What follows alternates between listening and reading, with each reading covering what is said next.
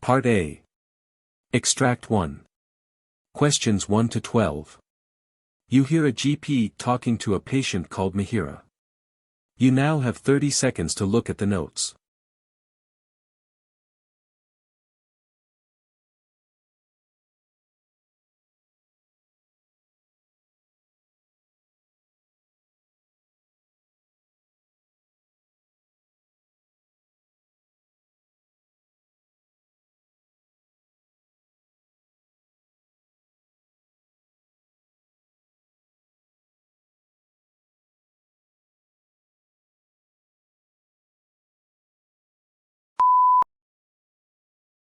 Good morning, Mihiraa.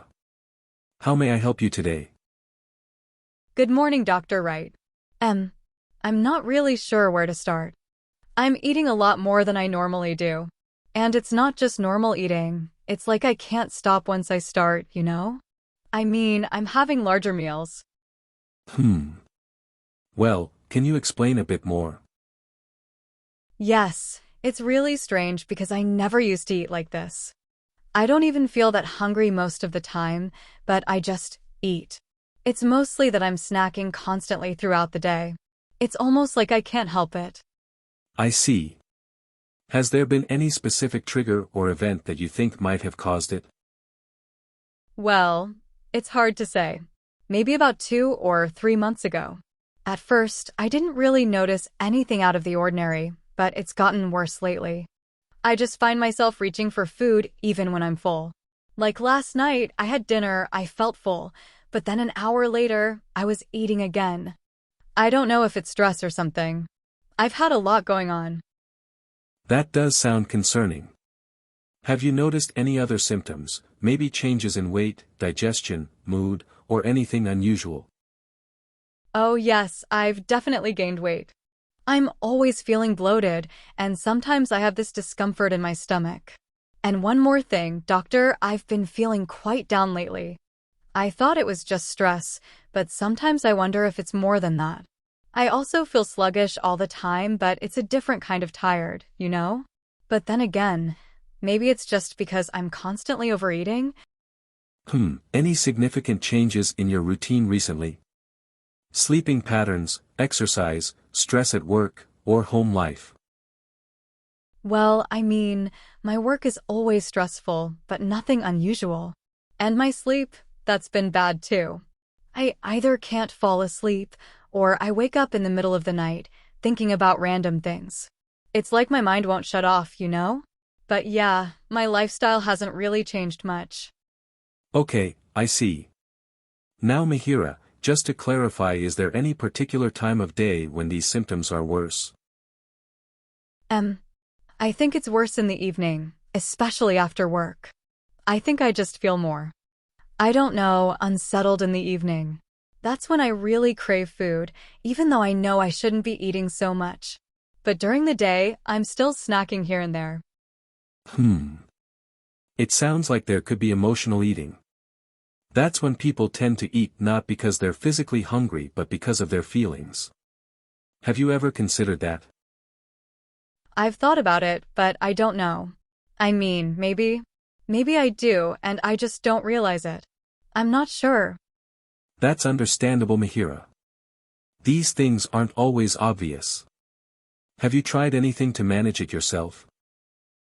Oh yes. I've tried a bunch of things. I've tried eating smaller meals, drinking more water to feel full, even tried some herbal teas to reduce appetite, but honestly, nothing seems to make a difference. I'm still overeating, even when I tell myself not to. It sounds like you've already tried quite a few strategies without much success. And is there any family history of similar issues? Well, now that you mention it, my mother always struggled with her weight, and she did have some issues with binge eating. But I don't think she ever really got any help for it. That's good to know. Family history can sometimes give us clues. Emotional eating can sometimes be linked to both genetic and environmental factors. Given your symptoms and what you've tried, I think we might need to look at this more holistically. For now, I'd like to refer you to a psychiatrist who specializes in behavioral therapy. Would you be open to that? A psychiatrist? Oh, I hadn't thought about that. I just. I don't know if it's really that serious, though. I understand your hesitation. But often, when physical symptoms like overeating are linked to emotions, talking to a psychiatrist or counselor can really help. They can guide you through cognitive behavioral therapy, which has been effective in managing emotional eating. And if needed, they might recommend medications to help regulate your mood or appetite. Okay, I guess I could give that a try. Well, aside from therapy, I'd recommend keeping a food diary for now. Write down what you're eating, but more importantly, how you're feeling when you eat. It could help us, and you, see if there's a pattern. And of course, we'll monitor your weight and overall health with regular checkups. Yeah, that makes sense. Thank you, doctor. You're very welcome, Mihiraa. We'll get to the bottom of this. Extract 2. Questions 13 to 24. You hear a physiotherapist talking to a patient called Mihiraa. You now have 30 seconds to look at the notes.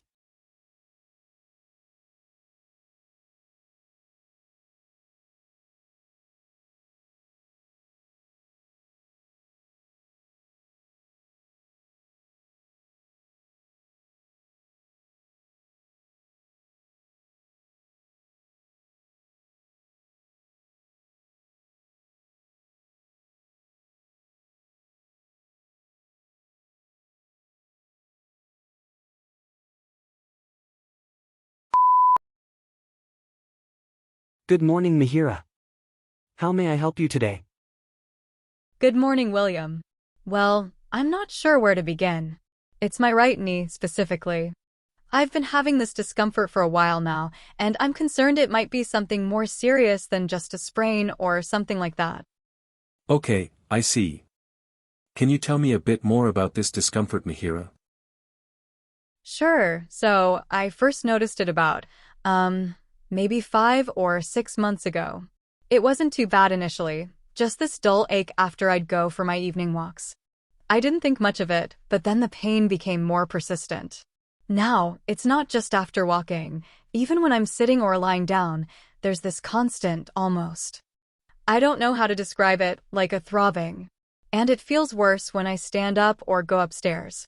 It's almost like my knee feels unstable, like it might give out any moment. That must be frustrating. Have you noticed any other symptoms? Oh, absolutely.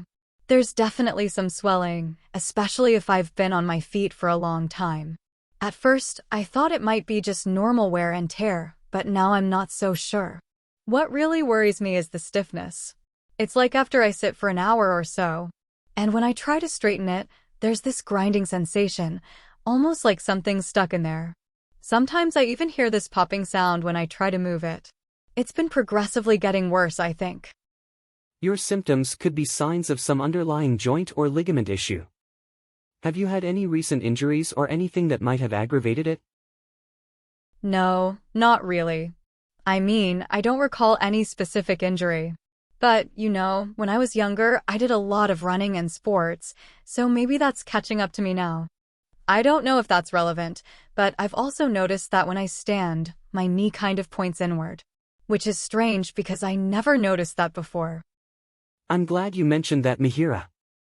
From what you're describing, it sounds like there could be a case of genu valgum, commonly known as knock knee. It's when the knees angle in and touch each other when the legs are straightened. That might explain the misalignment and the additional pressure on your knee joint. Oh! I've never heard of that before. But why would it happen now? It's possible that certain factors, such as muscle imbalances, previous injuries, or even changes in weight distribution, may have contributed to its progression now. Speaking of weight, may I ask about your current weight and height? Yes, of course. I'm around 78 kilograms, and I'm 162 centimeters tall. That could very well be a contributing factor. Increased body weight can add extra stress on the knees, especially if there's already some alignment issue like yours. Have you tried any treatments, or are you taking any medications for the pain or swelling? Yes, actually. I've tried a few things. I've been using ice packs after long walks, but the relief is temporary at best. I've also been using over-the-counter anti-inflammatory medications like ibuprofen, but they don't seem to help much. A friend recommended some knee braces, so I've been wearing those, but honestly, they're not very comfortable, and I'm not sure they're doing much to help. So it sounds like you've tried several conservative treatments without much relief. I'd recommend some low-impact activities to avoid stressing the joint further. And if needed, I might refer you for further imaging to assess the joint more clearly. Does that sound like a plan? Yes, thank you, William. I appreciate your help. That is the end of Part A. Now look at Part B.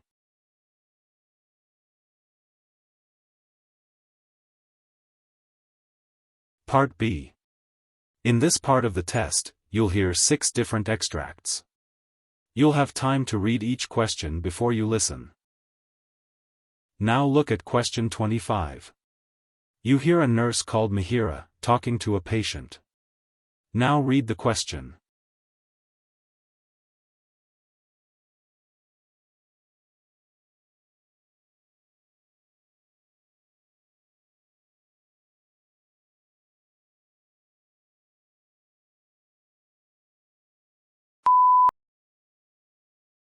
Good morning. Are you ready for your flu shot? Let me quickly confirm a few details first. You're here for the seasonal flu vaccine, not the pneumonia shot, correct? Yes, the flu shot, Mihiraa. I had pneumonia 1 last year, so it's not due for a while. Exactly. Now, I see you're allergic to penicillin. Have you had any reactions to vaccines in the past? Some people confuse flu shot side effects like mild soreness with allergic reactions. No allergies to vaccines. Just the penicillin thing, but the flu shot's always been fine. Great. And you're not feeling sick today, right? It's important that you're not running a fever. No fever, but I do have a bit of a cold. Is that an issue, Mihiraa? If it's just a mild cold without a fever, that's not a problem. The concern is when a patient has a higher fever, which could make the shot less effective. Okay, just relax your arm. This will be quick. Now look at question 26. You hear a doctor called Mihiraa discussing with a patient. Now read the question.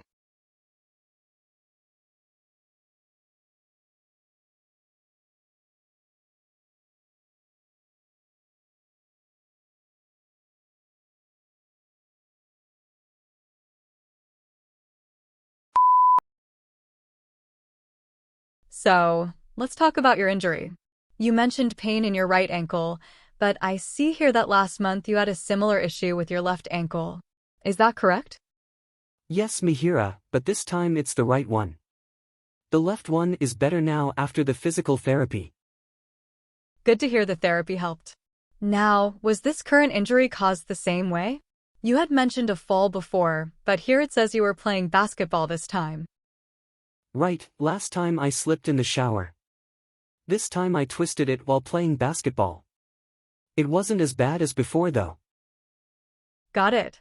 Since you're not experiencing any swelling like last time and your range of motion is better, we might not need to go through the same level of intensive therapy. That's a relief, Mihiraa. So, no crutches this time. Exactly, just some rest, ice, and a lighter therapy plan. We'll still monitor it closely, though, especially because of your history of ankle issues. If there's any sign of the pain increasing, we'll reevaluate. Now look at question 27. You hear an ED nurse called Mihiraa talking to a patient's relative. Now read the question.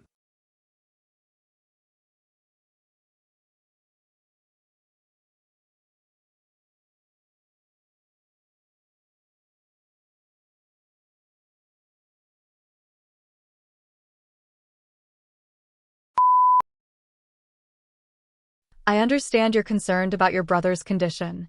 He was brought in with chest pain, but we're still waiting on the results of the EKG and blood tests to determine if it's a heart attack or something less severe like angina. So, it might not be a heart attack. That's a relief. He's had chest pain before, but it wasn't this bad. It's hard to say right now. Chest pain can come from different causes, anything from a strained muscle to a panic attack, but we don't want to assume. We're monitoring him closely. He's stable, though, and his vitals are holding steady. Stable sounds good, Mihiraa, but the doctors haven't ruled out a heart attack yet, right? Correct.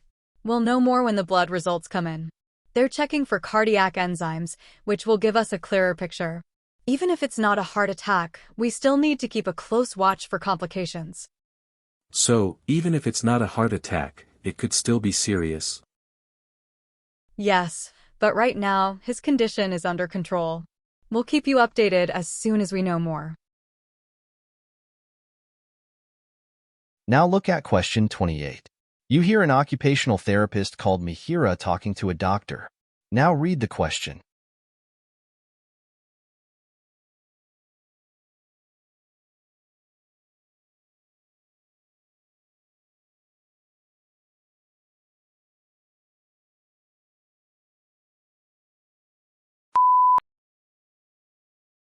Good morning, Dr. Paul. I wanted to discuss our patient, Mrs. Thompson. She's been struggling with her fine motor skills since her stroke last month. Yes, Mihiraa, I noticed that during her last assessment. Have you considered how her left hemiparesis might impact her daily activities? Absolutely.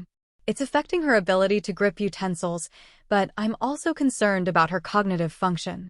Sometimes she confuses her left and right sides, which complicates her therapy. Right, and her vision issues could contribute as well. Do you think we should focus more on her mobility or her cognitive retraining? I believe a dual approach is essential. While improving her mobility is vital, addressing her cognitive confusion will help her regain confidence in using her affected hand. If we can work on both simultaneously, she may respond better overall. That makes sense. Mihiraa, let's schedule her for therapy sessions that incorporate both aspects. Would you suggest a specific frequency for these sessions?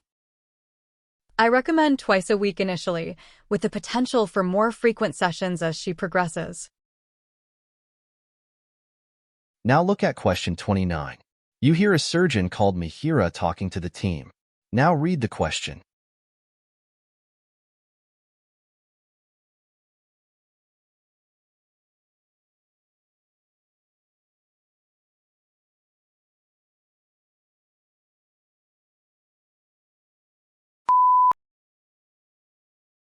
Good morning, team. As we prepare for today's surgery on Mr. Anderson, I want to ensure we're all aligned on the procedure and potential complications. This is a complex case with a history of both diabetes and hypertension. Right, Mihiraa, and given his elevated blood pressure readings, we need to monitor his vitals closely throughout the procedure. Exactly. But I'm also concerned about his diabetes. It could affect his wound healing post-surgery. We need to discuss our approach to managing his blood glucose levels during the operation. Should we consider administering insulin before the surgery, or would that interfere with the anesthesia? That's a great question, James. Administering short-acting insulin before we start might actually stabilize his levels, but we'll have to time it carefully with the anesthesiologist. And what about the risk of infection, Mihiraa? Should we increase our antibiotic prophylaxis? Yes, given his diabetes, we should certainly consider that as part of our preoperative protocol. Let's ensure we have the correct dosage ready. Now look at question 30. You hear a physician called Mihiraa talking to a pharmacist. Now read the question.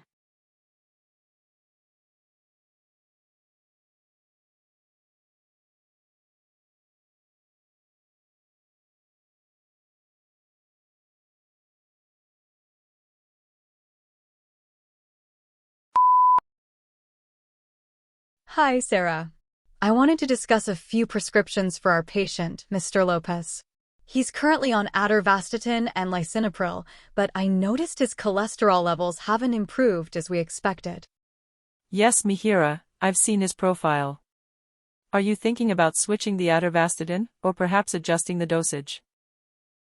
I'm considering an increase in the atorvastatin dose, but I'm also worried about possible interactions. He's been complaining about muscle pain, which could suggest statin-related myopathy. That's a valid concern. However, he might also be experiencing side effects from the lisinopril, especially since he's reported a persistent cough. Right, that's another issue to tackle. If we switch him to an alternative antihypertensive, such as losartan, it might alleviate the cough. That could help Mihiraa. So, are we planning to manage both the cholesterol and the hypertension in tandem? Absolutely. It's crucial to monitor his response closely after making these adjustments to ensure we address both issues effectively. That is the end of Part B. Now look at Part C.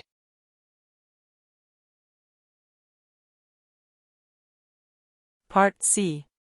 Extract 1. Questions 31 to 36. You now have 90 seconds to read questions 31 to 36. You hear the conversation between a Dr. Mihiraa, and an interviewer.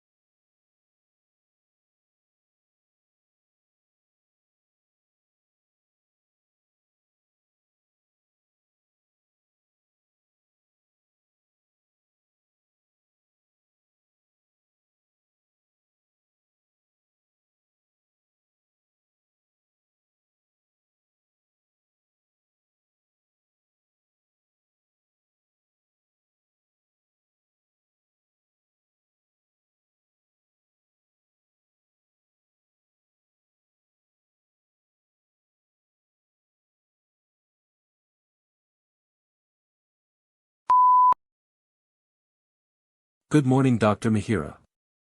Thank you for joining us today to discuss your work in public health, particularly in managing communicable diseases. To begin, could you give us a brief overview of your role and responsibilities in this field? Thank you for having me. As a public health specialist, my primary responsibility is to protect and promote the health of communities by managing and mitigating the spread of communicable diseases. This involves working closely with healthcare institutions, government bodies, and other stakeholders to develop strategies that minimize outbreaks and promote long-term public health. My role also includes policy formation, overseeing surveillance programs, and ensuring that the public is well informed about health risks and prevention measures. That sounds like an enormous responsibility, especially with the ever-evolving nature of diseases. Dr. Mihiraa, how do you manage to handle such a demanding and responsible job without being overwhelmed? I won't deny that it's demanding. However, managing this responsibility requires a combination of scientific rigor, collaborative teamwork, and maintaining a systems thinking approach. It's crucial to break down tasks into manageable sections and trust the people I work with. One has to delegate responsibilities effectively while maintaining oversight.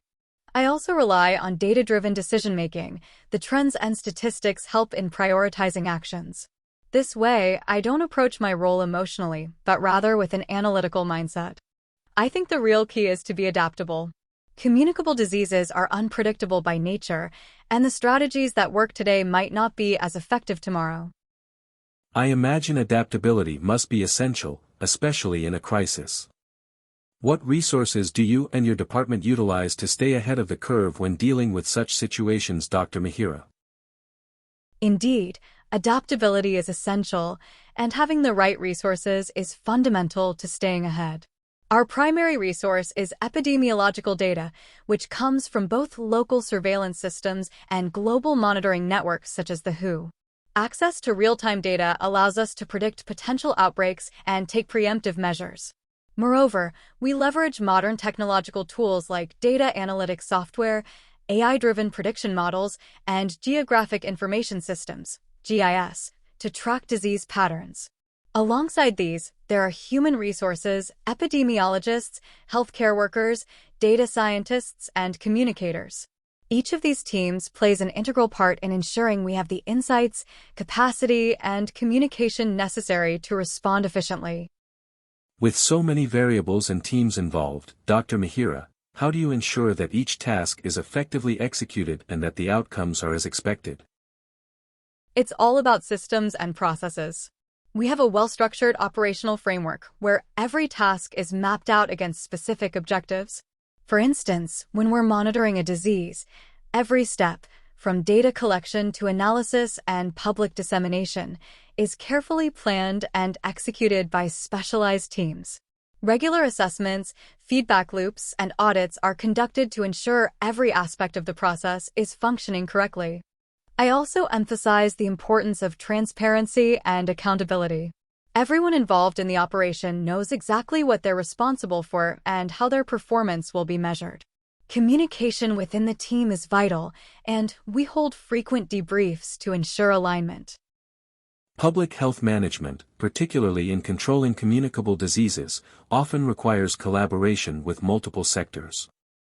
How do you and your department work with government and non-governmental organizations to achieve public health goals, Dr. Mihiraa? Collaboration is the cornerstone of effective public health management. The scope of communicable diseases extends beyond healthcare, impacting sectors like education, economy, and infrastructure. We work closely with various ministries, health, education, labor, and even defense during emergencies. In addition, NGOs often serve as invaluable partners, particularly in community outreach and education. We hold joint task forces, participate in multi-sectoral meetings, and create shared action plans. Our approach is to align each stakeholder's capabilities and strengths towards common goals, making sure the response is cohesive. However, collaboration goes beyond mere coordination. It requires trust, consistent communication, and the sharing of data and resources in real time. Given the experiences with recent global pandemics, Dr. Mihiraa, how prepared is your department to handle large-scale outbreaks or health crises? Preparedness is something we continuously work on. Post-COVID, public health systems have undergone major reforms, particularly in terms of readiness for large-scale pandemics. We've improved our early detection mechanisms, ensuring quicker response times by integrating more advanced predictive models. Our stockpiles of necessary medical supplies, including vaccines, PPE, and testing kits, are regularly updated. But it's not just about stockpiling resources. We also focus on enhancing the capacity of healthcare workers and emergency responders through regular training exercises. Pandemic preparedness requires a multi-layered approach, combining surveillance, rapid response, healthcare infrastructure, and public education. We've also learned the importance of flexibility. Protocols must be adaptable because no two crises are ever the same.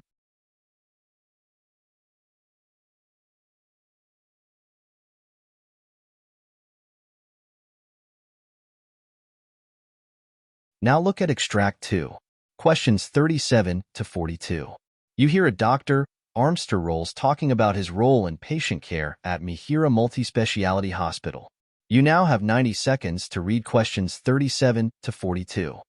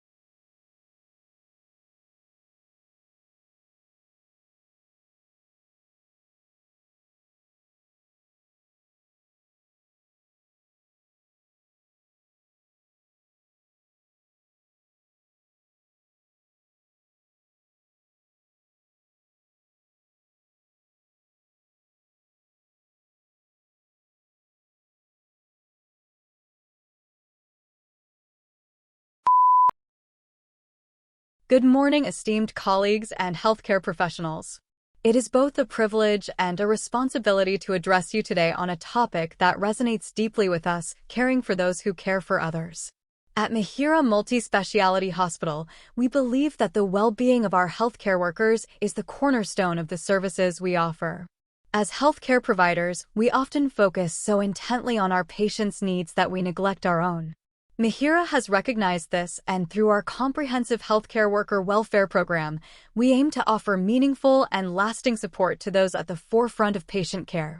Mihiraa Multi-Speciality Hospital is a renowned institution, celebrated for its multidisciplinary approach to medicine, which integrates clinical expertise with cutting-edge technology. We don't simply pride ourselves on the advanced medical care we provide, but also on the holistic approach we take in fostering an environment that supports growth and innovation. From our highly specialized departments like cardiology, oncology, and neurology to our advanced diagnostic capabilities, Mihiraa is built on the pillars of expertise, compassion, and holistic care. Yet, what truly sets Mihiraa apart from other hospitals is not just the caliber of care we provide to patients, but the dedicated commitment to the welfare of our healthcare workers. This is a value ingrained in the very fabric of Mihiraa's ethos. We recognize that the well-being of our employees directly translates into the quality of care we provide. Mihiraa Multi-Speciality Hospital has instituted a unique and comprehensive healthcare workers' welfare program that emphasizes both physical and mental well-being. This initiative is based on our understanding that healthcare professionals operate in high-stress environments where burnout, mental fatigue, and physical strain are not uncommon. Our welfare program, therefore, addresses not only immediate physical health needs, such as injury prevention and ergonomic support, but also long-term psychological resilience through stress management workshops and counseling services. One of the unique features of the program at Mihiraa is its multi-tiered approach, which addresses different aspects of employee well-being, physical health, emotional health, career development, and work-life balance. For instance, we offer subsidized memberships to fitness centers, periodic medical checkups, and access to on-site health clinics. Additionally, we have also launched a mental health initiative that provides healthcare workers with access to in-house counselors, mental wellness seminars, and even stress relief activities like yoga sessions and mindfulness workshops. The welfare program at Mihiraa Multi-Speciality Hospital is designed to support our healthcare workers in multiple ways, ensuring their personal and professional lives remain balanced and healthy. One of the key focal points of the program is the emphasis on psychological well-being. Recognizing that healthcare professionals often experience compassion fatigue, burnout, and work-related stress, our program provides access to certified mental health professionals and psychologists, ensuring employees can seek help confidentially. On the physical side, we understand that healthcare jobs are often physically demanding. Therefore, we offer ergonomically designed workspaces and on-site physiotherapy sessions for employees experiencing musculoskeletal strain due to the nature of their jobs. Furthermore, the hospital encourages preventive healthcare measures, offering immunizations and disease screenings at no cost to employees.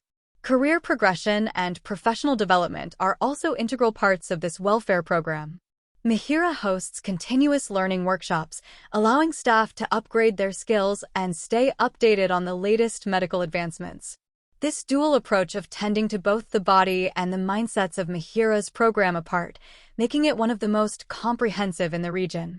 One of our most successful ongoing initiatives is the Wellness at Work program, which has gained significant traction among our healthcare workers. The program combines physical wellness, mental health resilience, and social bonding activities, all designed to create a more cohesive and supportive work environment. Every month, a thematic wellness event is hosted, incorporating activities like team-building exercises, nature retreats, and mindfulness training. A key element of the Wellness at Work program is our unique partnership with external wellness experts who bring in fresh perspectives on managing work-related stress and improving interpersonal relationships within the hospital. In addition, we have seen increased collaboration and communication among departments, which has enhanced team efficiency and improved overall hospital culture. Employee surveys show that the program has significantly reduced self-reported stress levels and has had a noticeable impact on work performance. The satisfaction of our healthcare workers is something Mihiraa takes very seriously, and we have an ongoing process to measure and evaluate it. The hospital administers regular surveys and employs various data analytics techniques to gauge the success of our welfare programs. Metrics such as absenteeism rates, employee turnover, and psychological well-being indices are used to assess the effectiveness of our initiatives. Our last survey revealed a high level of satisfaction, with over 85% of participants indicating they felt better supported both professionally and personally through the welfare program. Interestingly, many of the most favorable responses came from staff members who had participated in mental health initiatives and wellness activities. The remaining feedback is actively reviewed, and suggestions are integrated into future program improvements. This transparent, data-driven approach ensures we remain adaptive to the evolving needs of our workforce. Mihiraa Multi-Speciality Hospital is not one to rest on its laurels. We are continuously working to expand our welfare initiatives to better serve our healthcare workers. In the upcoming year, we plan to introduce a mentorship program that pairs younger healthcare professionals with seasoned staff members, fostering both professional growth and emotional support. In addition, we are looking to introduce teletherapy services for employees, allowing them to access mental health support from the comfort of their homes, given the often unpredictable work schedules. Another upcoming program is our Employee Assistance Program, EAP, which will offer financial counseling services, legal support, and family care services. Recognizing that well-being extends beyond physical and mental health to the challenges we face in our personal lives. Mihiraa is dedicated to making sure every healthcare worker feels fully supported in all aspects of life, both inside and outside the hospital. That is the end of your OET listening test. Now check the answers.